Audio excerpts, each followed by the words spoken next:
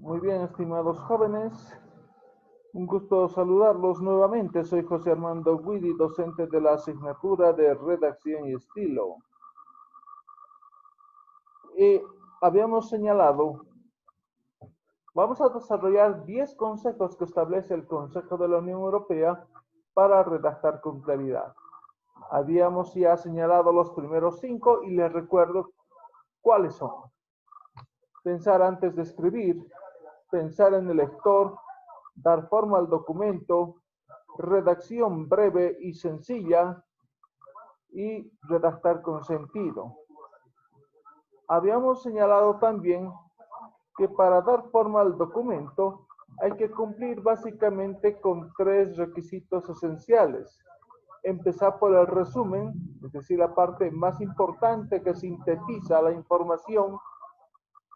Posteriormente, les había señalado que debemos usar adecuadamente los elementos de enlace para permitir a los lectores el seguimiento lógico, el seguimiento adecuado del texto, que hay una secuencia entre el párrafo que antecede y el párrafo que procede, entre el párrafo que se podría llamar antecedente y el párrafo consecuente, ¿sí? Y finalmente la conclusión, que debe ser clara, concisa y pertinente, ya que la última idea que podamos transmitir a través de la exposición, a través del texto, mejor dicho, será la idea con la que se quede nuestro lector. Bien, vamos a solicitar, vamos a rogar que puedan apagar por favor sus micrófonos. Ya tendrán tiempo para participar posteriormente. Muy bien.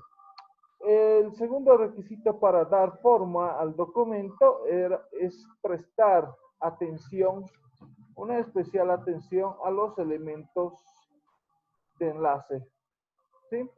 Entonces, para eso utilizamos los conectores.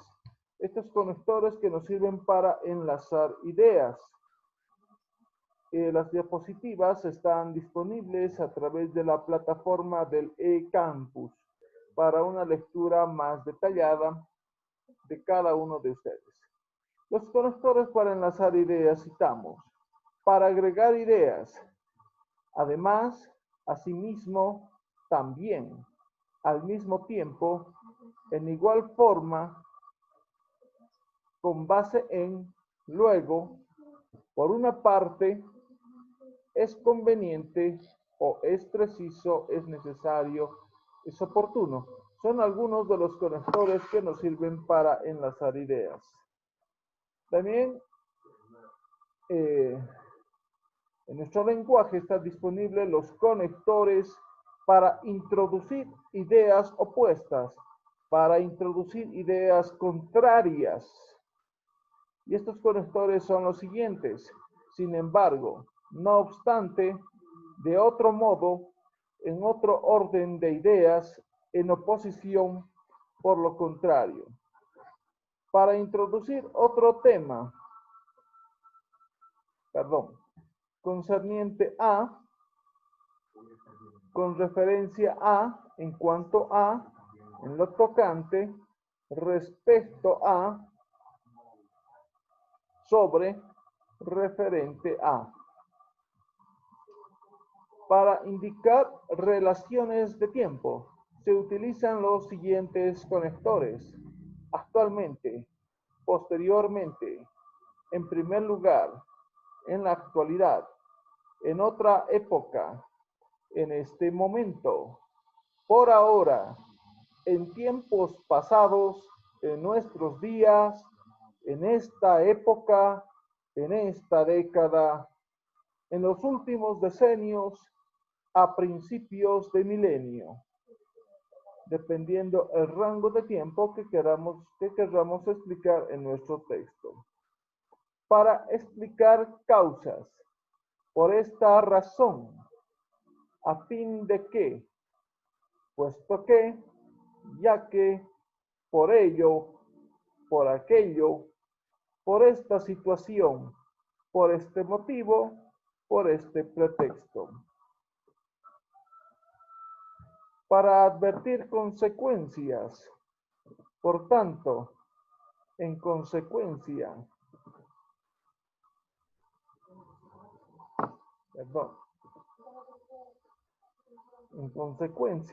en una y otra parte, en correspondencia, seguidamente, consecutivamente,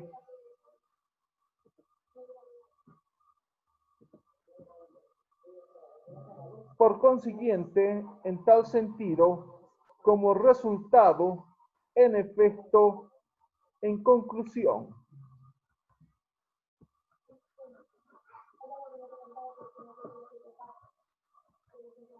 Para establecer comparaciones, de igual manera, igualmente, de otra manera, equiparable a, de la misma forma, en las mismas circunstancias, en primer momento, para expresar opiniones. En mi opinión, el micrófono, por favor. Eso, gracias. En mi opinión, a mi manera de ver, considero, al respecto opino, declaro, afirmo, asevero. Para indicar el cierre, en conclusión, en síntesis, en último lugar, por último, finalmente, en fin, para concluir. Este modelo ha sido tomado de los autores Álvaro y Rosario Russo, el año 1996.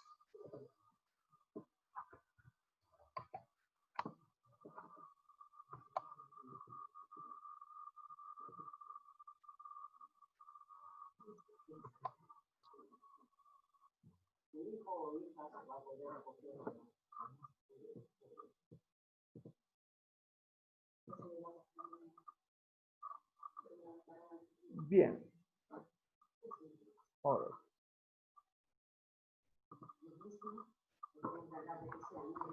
Un breve repaso de las normas para redactar con claridad. Pensar antes de escribir, pensar en el lector, dar forma al documento, redacción breve y sencilla, redactar con sentido. Lo habíamos desarrollado en una anterior sesión. Ahora veremos. Una recomendación muy importante es eliminar los sustantivos superfluos, ya que las formas verbales tienen más vida, dicen más.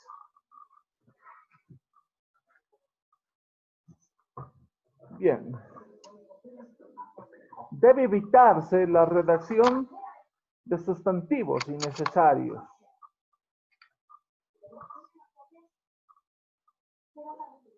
Por ejemplo, aquí estamos sustantivando el verbo revisar. Y muchas veces referimos a algo de esta forma. Proceder a la revisión de realizar un estudio, de efectuar la compra de. ¿Ven? Muchas palabras. Podríamos decir proceder a la... proceder a la revisión está por demás. Podríamos redactar de forma adecuada, realizar un estudio para la compra de, y listo. Estamos diciendo lo mismo con menos palabras. Por ejemplo, muchas veces hacemos referencia a cuando queremos hacer alusión al verbo destruyendo, el verbo en gerundio destruyendo.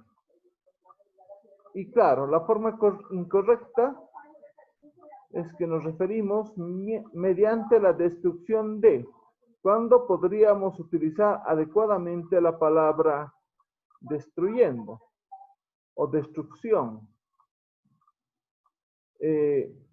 Para la estimulación de, cuando lo correcto es señalar, es redactar para estimular. A ver, un ejemplo concreto, ¿no? Para la estimulación de los estudiantes del segundo curso, grupo B, se les facilitará la grabación de las clases, cuando lo correcto sería decir para estimular la participación de los estudiantes del segundo curso, grupo B. ¿Sí? Decimos lo mismo con pocas palabras y además estamos utilizando adecuadamente las expresiones del lenguaje. Otra forma incorrecta es utilizándole. ¿Qué es un sustantivo superfluo? Como se habrán dado cuenta, son sustantivos innecesarios. ¿Sí? Son sustantivos innecesarios que no tienen razón de referirlos en nuestra redacción de texto. A ver, otro ejemplo de sustantivo superfluo. Voy a proceder a la revisión de los parciales de los estudiantes del segundo curso B. Puedo decir, voy a revisar los parciales de los estudiantes del segundo curso grupo B. ¿Listo? Vamos a realizar la forma incorrecta. Voy a realizar un estudio de las diferentes teorías de la comunicación. ¿Cuándo? Estudiaré las diferentes teorías de la comunicación. ¿Se dan cuenta? Estoy diciendo lo mismo con menos palabras y estamos utilizando más los verbos. Los verbos son los que significan acción, ¿sí? Los que denotan acción. Un hecho o un suceso. Debemos generar para lograr un involucramiento de nuestros lectores, utilizar un lenguaje más directo. ¿Y cómo vamos a lograr eso? Eliminando sustantivos superfluos, sustantivos innecesarios. Aquí tengo otro ejemplo.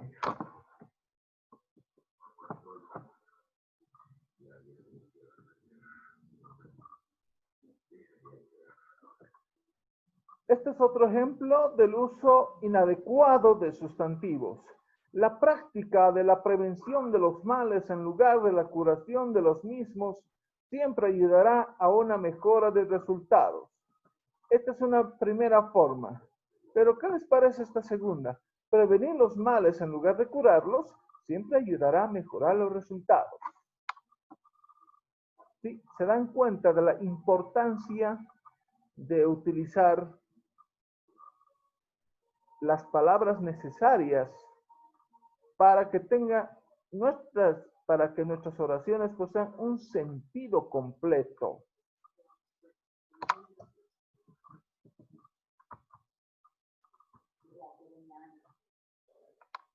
El séptimo consejo, ser concreto y no abstracto. ¿Qué quiere decir ser concreto y no abstracto? Los mensajes deben ser claros en lenguaje que puedan ser entendidos por nuestros públicos destinatarios. ¿Sí? Porque muchas veces si utilizamos un lenguaje muy técnico, el lenguaje muchas veces suele ser confuso, cansador, ¿no? Y rápidamente nuestros trabajos van a dejar de ser leídos porque no van a entender lo que estamos queriendo transmitir. Recuerden que una de las premisas es pensar en nuestro lector, ¿no? Por ejemplo, en lugar de decir erradicar, ¿qué será erradicar? Se podría decir acabar con. En lugar de oportunidades de empleo, es preferible referir a los puestos de trabajo. En lugar de señalar alcanzar un objetivo, Lo correcto sería conseguir. En lugar de evolución negativa, se puede decir recesión. En lugar de abrogación, abrogación entenderán los abogados, pero no el público al cual nos estamos dirigiendo. En lugar de abrogación, tendríamos que referir a dejar sin efecto una norma.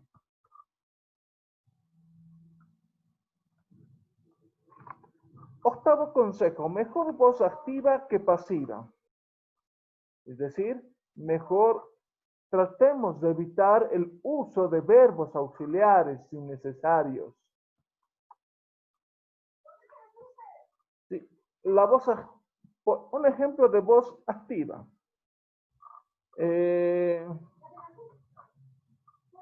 Ya. El docente organiza clases virtuales. En lugar de decir las clases virtuales son organizadas por el docente. Son organizadas. Estamos utilizando dos verbos. Mejor señalar, el docente organiza clases virtuales. ¿Sí? Entonces, a eso me refiero. La voz activa es utilizar un solo verbo, sin necesidad del uso de verbos auxiliares. Generalmente los verbos ser o estar que sirven para eso. Muchas veces de forma válida, pero cuando no exista la posibilidad de hacer referencia a verbos en voz activa, se podría utilizar en pasiva, pero mejor siempre utilizar voz activa que voz pasiva. Aquí algunos ejemplos. Por ejemplo, este primer ejemplo de uso excesivo de verbos en voz pasiva. Numerosos rumores han sido hechos, miren, por la prensa sobre los gravísimos delitos que habrían sido cometidos por los presuntos implicados. En el segundo ejemplo, en el segundo párrafo, podemos ver ya una menor recurrencia de uso de verbos en voz pasiva.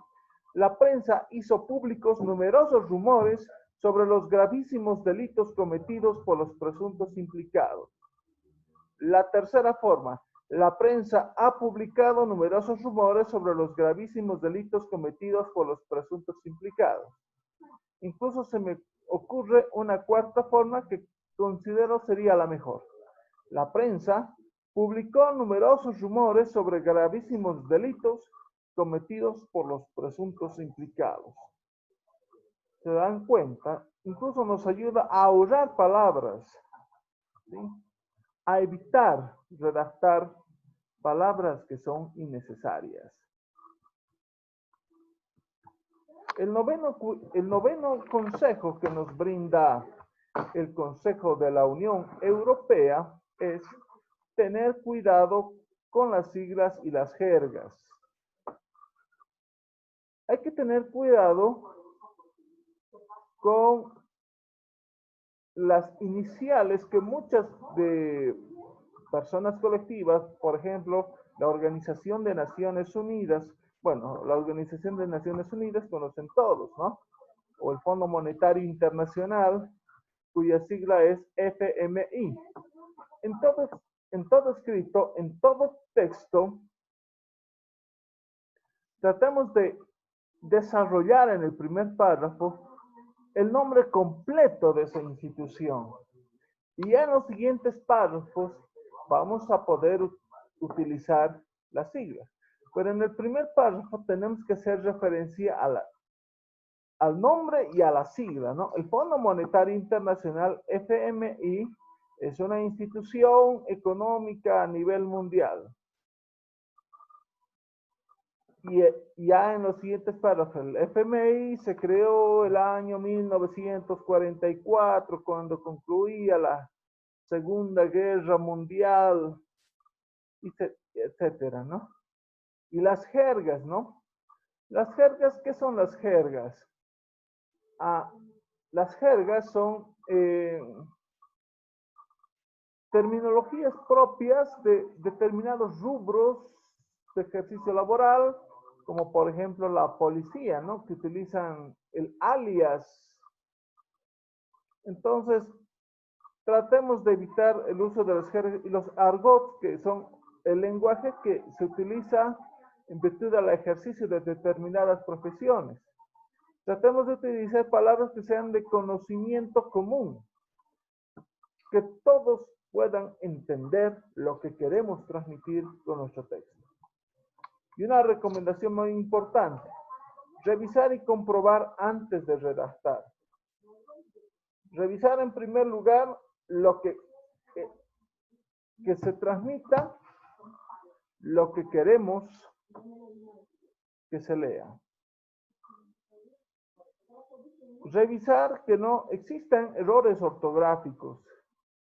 Revisar que hayamos utilizado adecuadamente los signos de puntuación. Revisar que nuestros textos estén, que haya una armonía en la redacción de nuestros textos, que haya una concordancia, ¿no? Que hemos visto. Entonces, para finalizar esta sesión, vamos a recordar las 10 normas para escribir con claridad. La primera, pensar antes de escribir. La segunda, pensar en el lector. La tercera, dar forma al documento. La cuarta, redacción breve y sencilla. La quinta, redactar con sentido. La sexta, eliminar los sustantivos superfluos, ya que las formas verbales tienen más vida. La séptima, ser concreto y no abstracto. La octava, mejor redactar en voz pasiva, verbo en voz pasiva, que en voz pasiva, ¿no? Mejor en voz activa que voz pasiva. El noveno consejo, la novena norma para redactar con claridad, tener cuidado con las siglas y las jergas. Y la décima, siempre revisar y comprobar antes de redactar, ¿no? Antes de publicar.